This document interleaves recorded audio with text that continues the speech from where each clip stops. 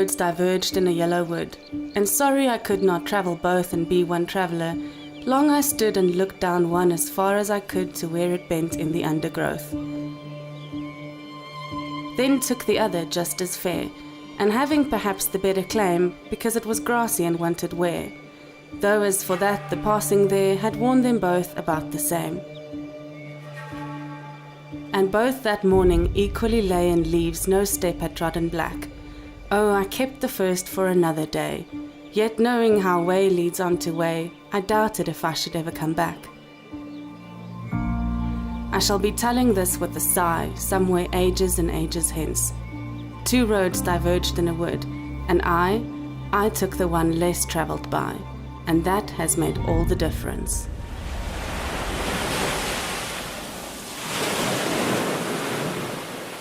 That's a poem by Robert Frost called The Road Not Taken. And when I read it for the first time, it really resonated with me. But it wasn't until I started traveling that I understood exactly why. And to get to beautiful places like this, you need a vehicle that can handle adventure. This is where Ironman4x4 comes in. Originally established in 1958 as a Melbourne-based suspension parts manufacturer, it was named Jacob Spring Works. In 1982, this took shape as JSW Parts, designing and supplying leaf and coil springs for cars, trucks, buses and 4x4 vehicles. In 1988, JSW Parts launched the Ironman4x4 brand of springs and suspension parts in response to the increasing popularity of 4x4 vehicles, recognizing that standard suspensions alone were not designed to cope with additional loads of bull bars, winches and extra fuel tanks. In 2004, the Ironman4x4 range of products expanded quickly to meet the demand of off-road users seeking solutions which would allow their vehicles to go off-road loaded with accessories, and they were soon selling products right across the globe. Ironman4x4 Africa's team acquired a stock standard Hilux to be built up to a powerful overlanding machine, and they gave us lucky buggers a very important job to do: travel further, see more and put the car to the test. A specialist team was flown in by private jet from a specialist country to fit this specialist vehicle with the best quality accessories available. First, it was off to Bushtec to be fitted with an aluminium canopy. As safety is a primary concern when overlanding, it was fitted with full vehicle protection equipment, bull bar, rear bumper and underbody protection plates, as well as a winch and some shiny new spotlights. A luxurious rooftop tent was mounted on the canopy, officially marking the transformation from vehicle to an overlanding home. The load box is rigged with a front runner cargo bed slider, maximizing the use of all available space. The auxiliary fuel tank means we can go for ages, and the fridge and water tank means we can stay for longer. An intelligent electrical system with a second battery and inverter charger keeps the fridge and lights running, and the camera batteries fully charged. An additional roof rack mounted on the cab of the Hilux will carry extras like firewood and an awning to provide shelter from the blistering African sun. Ironman4x4's trusty foam cell pros lifted the vehicle into another dimension, and the Iron Van was born.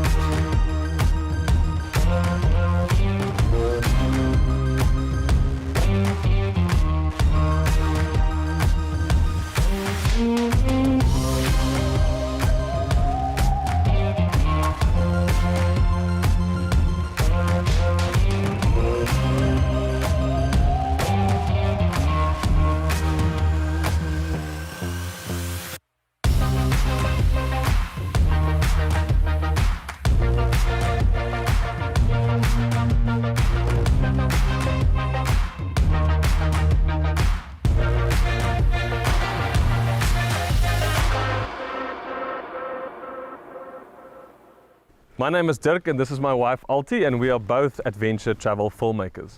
We are also privileged enough to be brand ambassadors for Ironman4x4, and we get to travel all of Southern Africa in this absolutely epic Iron Van, and we'll be filming our adventures as we go. And our first stop is a small town that got frozen in time. Nieu Bethesda. a small village situated in the Eastern Cape. It was founded in 1875 as a church town like many towns in the Karoo, and attained municipal status in 1886. The name is of biblical origin and means place of flowing water. This is really such a beautiful, quaint little town.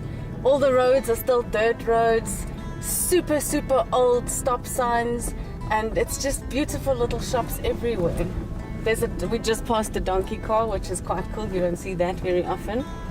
It was time to set up for our first camp, but we had one last crucial stop to make.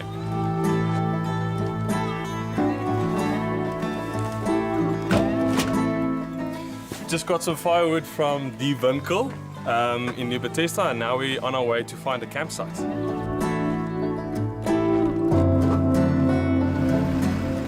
Our home base was the Sonnenstrahl campsite, and no, we didn't choose this campsite because it's across the road from the local brewery.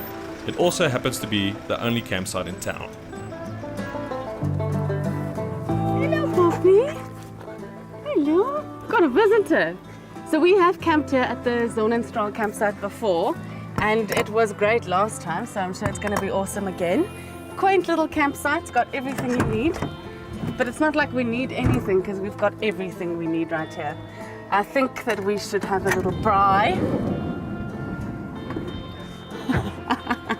How's this? Got everything. There's even still space in the freezer, and we've packed for quite a couple of days. The plan is to braai pork neck steak with braaibroodjies, and the most important thing, see, this is not supposed to leave the fridge open, Ottie, ever. And the most important thing is a cold one when you get to the campsite.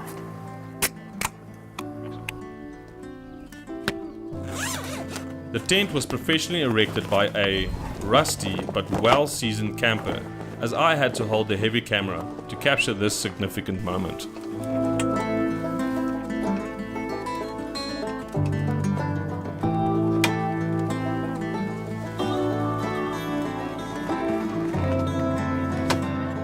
Everything is set up, and we got some nice camping lights on the top of the bush deck canopy, and I'm very excited because this is our first trip and this is our first sleeping night in the Ironman.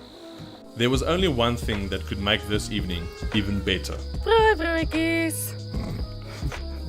It's the first time in a long time that we're camping, so we are like uber super excited.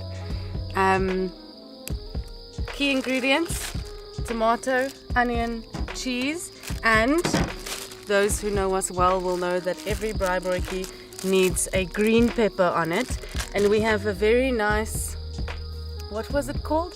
It's a pepper dew jam that we discovered today that's going on there with all of that, including a little bit of mayo and a little bit of chutney. That is the win recipe, and we know it. We know it because we know it. We've tried it.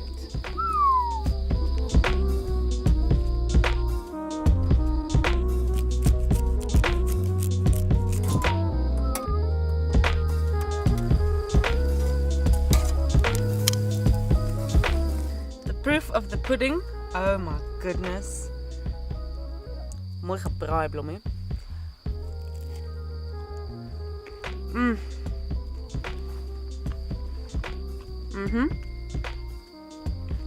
Wow.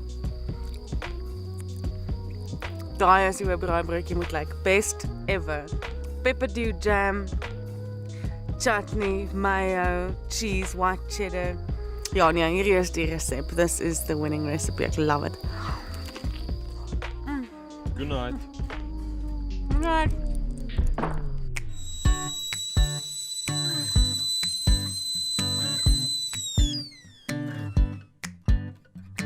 Still got your pearls hanging by my bedside. We slept a little in this morning, and it's about 10 to 10 now, and it's already 28 degrees. And they say today is going to be 43 degrees. So we decided to take a walk into Nieu Bethesda instead of taking the car. I don't know if it's a cock idea. Let's see.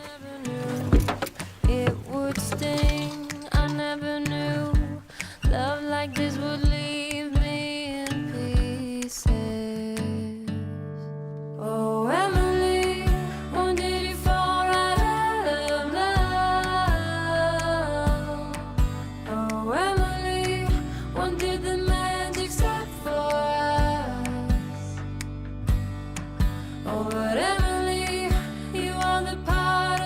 Bethesda offers a surprisingly wide range of activities considering the size of the village, and everything is fairly close and within walking distance.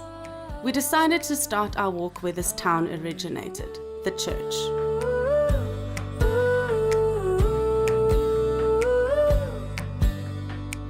I can't believe it's already over. Gonna see if we can see the church bells.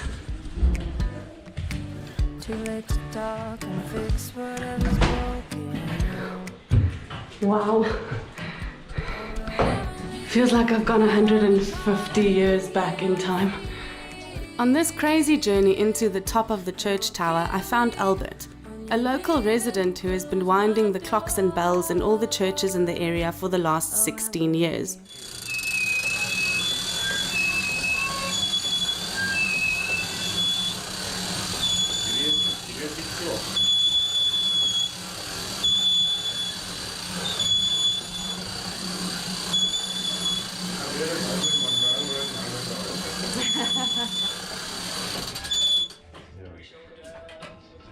Dit is door de rusting. Als je je lucht.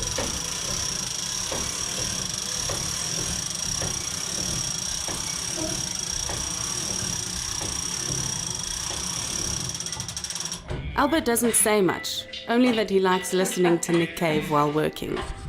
Definitely one of the coolest things I've ever seen. I get to have a turn. Do I just turn it? Ja, anti-clocks. Anti-clocks gewoon.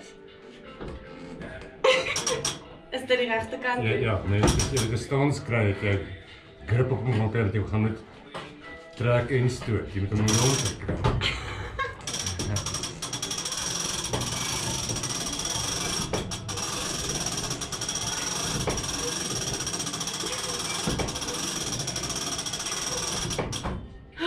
Wow. As I had my turn winding the clock, I had a strange feeling that time is only relative. Churches always tell a story, some good and some not so good.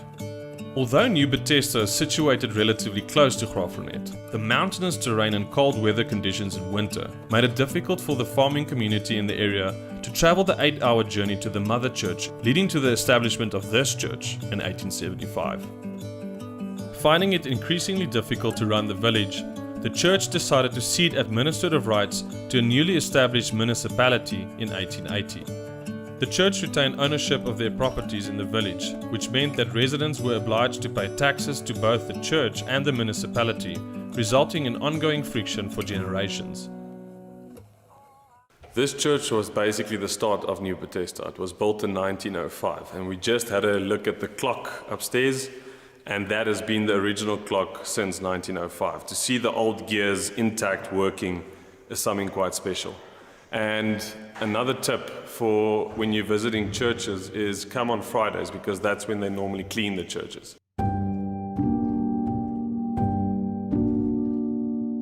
If this little church was the start of the town, then this next stop is definitely what put it on the map.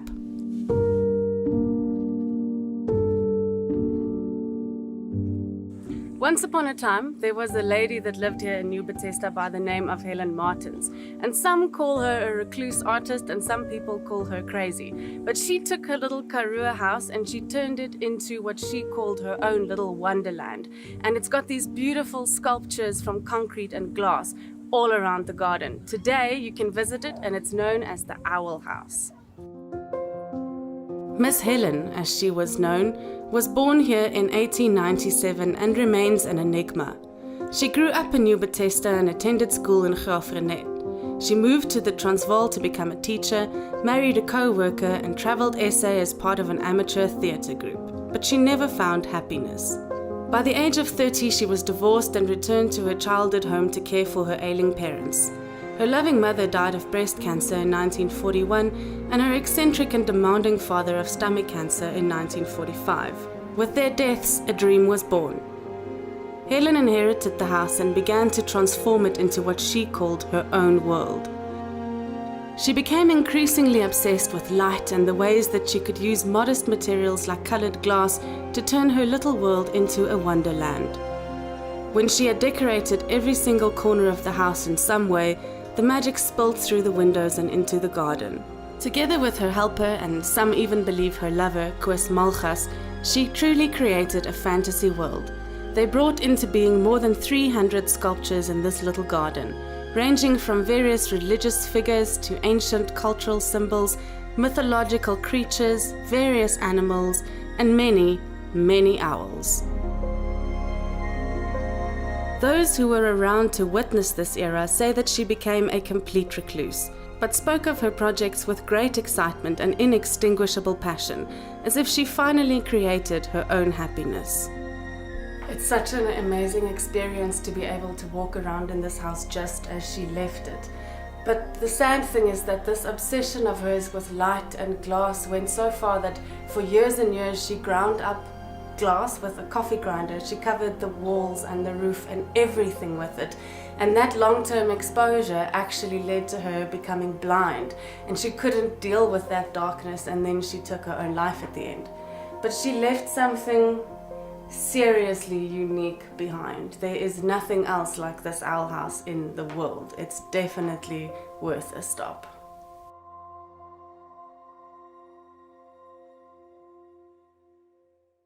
There's quite a number of things to do in Nieu Bethesda. So you have your guest houses, you have pizza places, breweries, nice coffee place where you can have some pancakes and be fancy and have some tea. But from here, we're going to the fossil center where we have a date with dinosaurs. Technically not dinosaurs, mammal-like reptiles. These two creatures ran in the Karoo about 250 million years ago.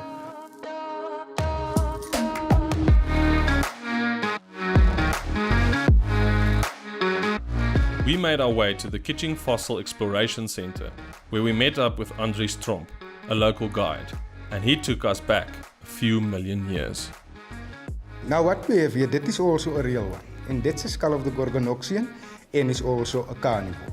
Now the reason why we know he's a carnivore, because there you can see that's his long nose, there's a tooth to the side, the eye socket here with the one hole behind the eye socket.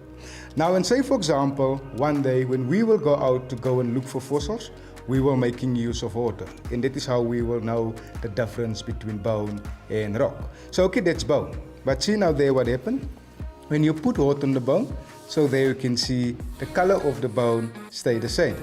But when you start putting water on the rock, color change. Now the reason why the color of the rock change, because the rock absorbs the water and the bone not, because the bone are fossilized now.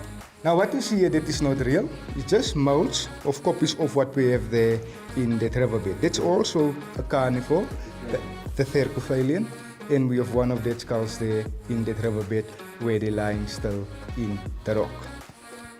That's the Odinodon, and it's a herbivore.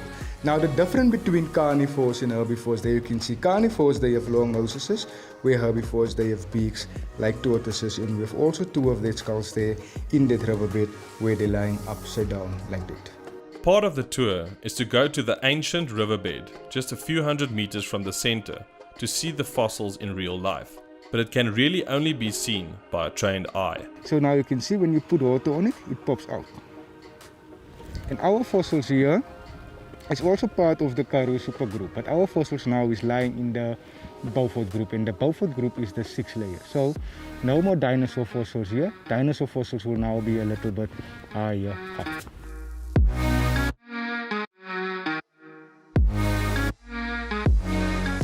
Now many of the visitors say, if we come to that one, some of them say that look like a hippo's head, and there is some of them they say it look like a crocodile's head. But it is not. That skull belongs also to the Odinodon and is also lying upside down. But what makes it now so difficult, that is because of that rock on it. But that white spots there, that's bone. And see now what happened when you put water on it. So you can see this coming out. Now let me put my skull next to it so that you can see it. So that's the back part, the front part there. And it is possible there maybe that only the lower jaw breaks off there, and the rest of the body can also be there underneath. And that is also the other reason why we think maybe that animals could be transported or cells drowned, because you see most of our fossils is lying upside down. And that is what will happen today. Say now today, when someone is drowned, they will always be on his back, because the back part a little bit heavier, where the stomach just have some air in it, so it will turn over. And that is what you see, that is the reason why most of our fossils is lying upside down.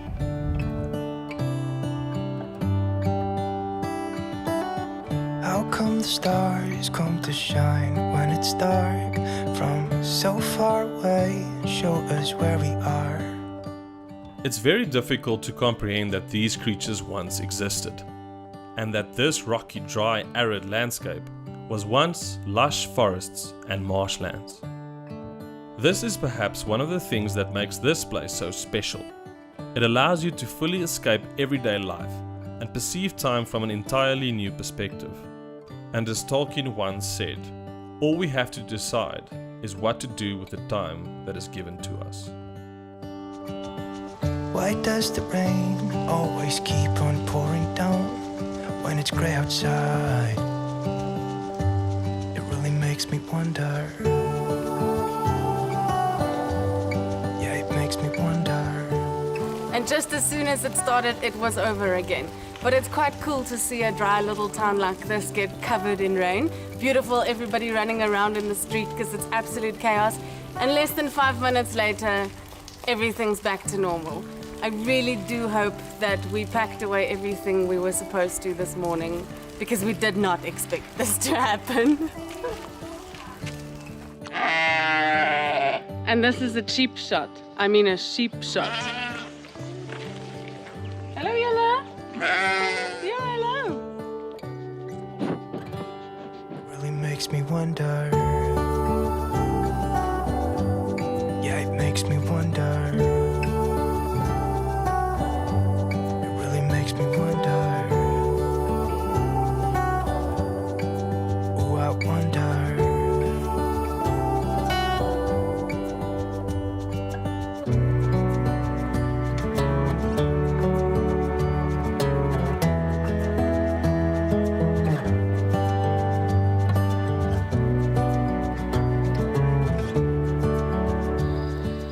So we've already got one very weird thing on tonight's menu. We bought some half wors, half pap and worsies. I don't know how else to explain them. And we have these awesome big braai mushrooms, and we really have never had a fridge before. So we've never had the opportunity to have so many fresh ingredients with us. So we have all the braai leftover stuff. So I thought, let's try and see. It was actually Dirk's really good idea. Let's make something new. So we're gonna do cheesy, I don't even know what to call them. They're like pizza, braaibroodjie, mushroom, something. Might be an absolute epic fail, but it might be one of the best things we've ever tried. Are you going to close it like a hamburger then? I'm gonna close it like a hamburger. And we're gonna pop it in the... Where's the roaster? We're gonna pop it in the There it is. braaibroodjie roaster like this. And then we'll see. We'll just see.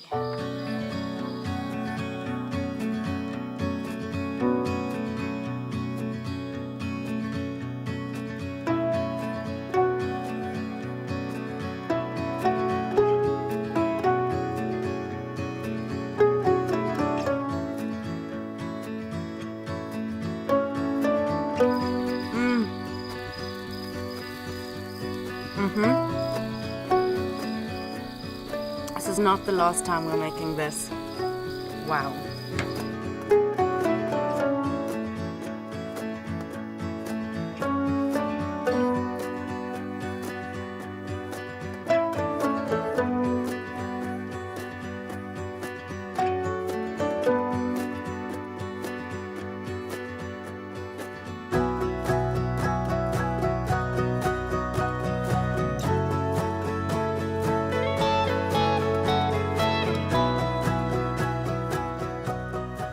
This is a proper Moerbay breakfast. Everything left over from last night in a pan and off you go. So I'm a little bit sad because we're leaving Nieu Bethesda. One tip for Nieu Bethesda, there's no ATMs or fuel stations. But I'm very excited because we're on our way to Addo National Park, where we're going to join up with our friends from Ultimate Adventures, go right through the Buffyans tour. So I'm very, very, very excited. See you next week. Cheers.